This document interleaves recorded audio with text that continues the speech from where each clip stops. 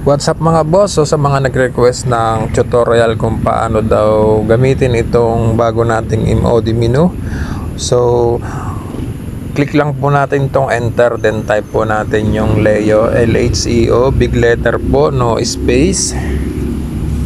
Yan guys, then submit and confirm. Click lang po natin yung confirm. Yan guys, lalabas na yung nilalaman ng mga MOD menu na ito. Try po natin dito sa My Career sa MC. So kung nakikita nyo guys, ang color ng accessories niya ay red and white. Then try po natin baguhin. Click lang po natin tong color accessories. Yan guys. Then i-back po natin. Balik ulit po tayo sa My Career. So yun guys, so nabago yung color ng accessories ng My Career natin mga boss. So, tanggalin ulit natin guys. So malalaro nyo yun dun sa in-game. Ganun na din yung color ng accessories nya. Yan guys, so nabalik na po ulit yung dating color ng accessories. So try naman natin sa edit player. Click lang natin tong MC build, then itong team, select po natin yung team ng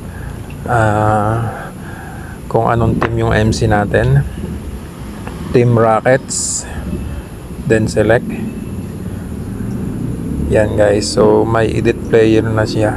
Pwede na natin siyang ma-edit yung ating My Career. So pwede na din natin palitan ng mga accessories. Yan guys, so ganito lang po ang pagpalit ng itsura, yung muka ng ating MC. Click lang po natin tong input face ID. Yan guys, so i-type po natin yung 984. Sample lang po ito mga bossing 984. And guys, then click lang po natin itong next. Yes. So ayun guys, napalitan yung default natin na MC, at ito na yung ating itsura nung MC natin.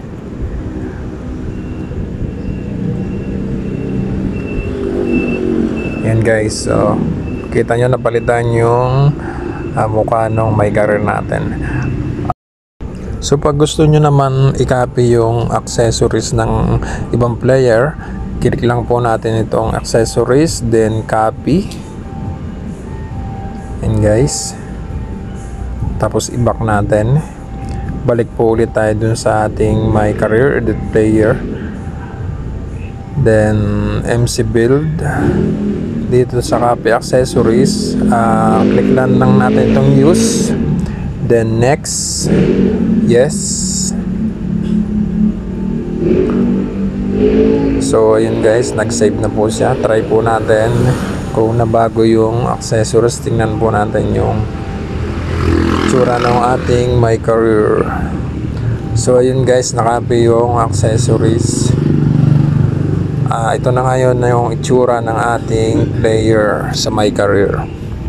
So pwede din po siyang gawin sa roster. Hindi lang po dito pwede sa My Career, pwede din po sa roster sa My Career. Basta players.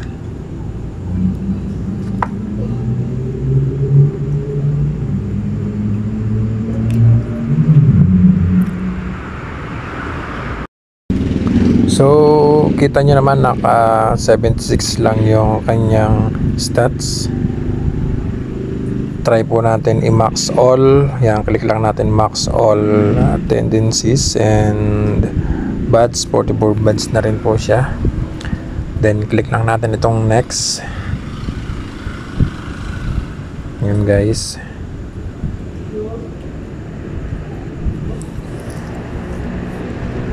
Tingnan natin kung nabago yung stats yun guys. Naka 99 na po defense and offense ni Juice Okogie.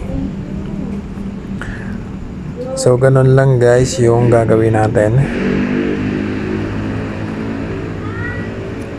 O dito naman tayo sa court,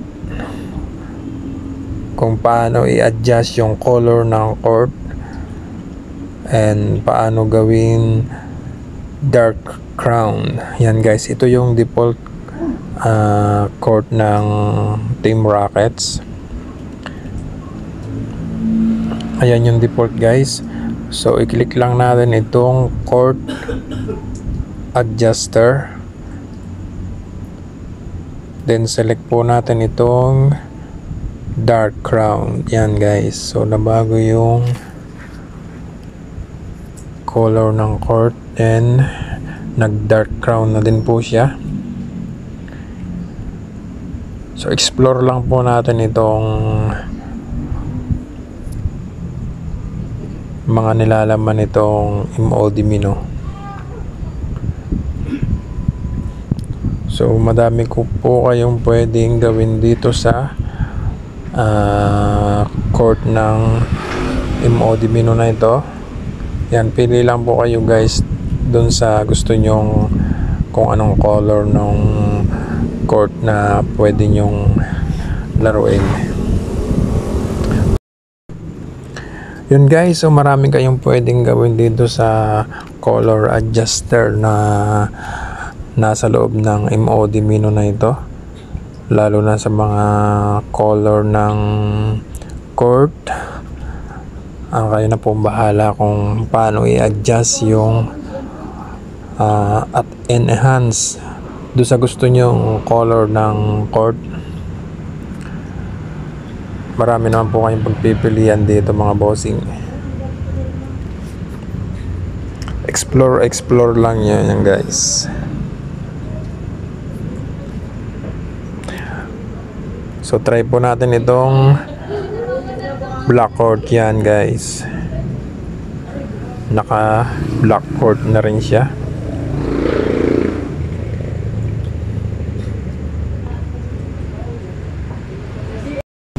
So yun guys, ganito naman kung paano ibalik sa default. Click lang natin itong default. Yan guys, so naka-default na yung ating court.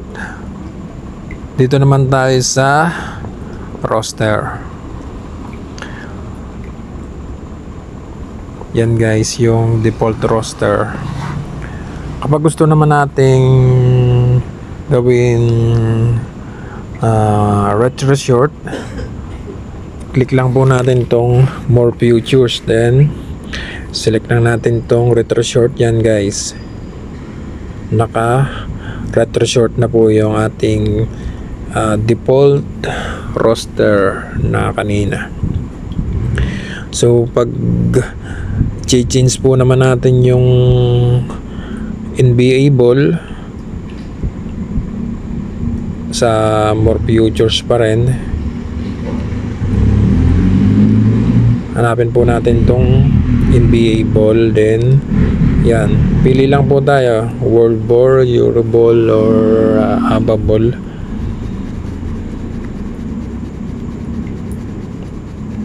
Yun guys, so napalitan na po. So ito lang po yung, ganito lang po yung basic tutorial para sa bago nating MOD Mino. Pwede po siya sa Android 15 below.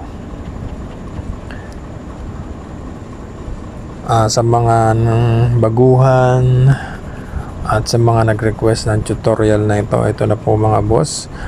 At sigurado naman na mas maraming nakakaalam at basic na para sa inyo ito.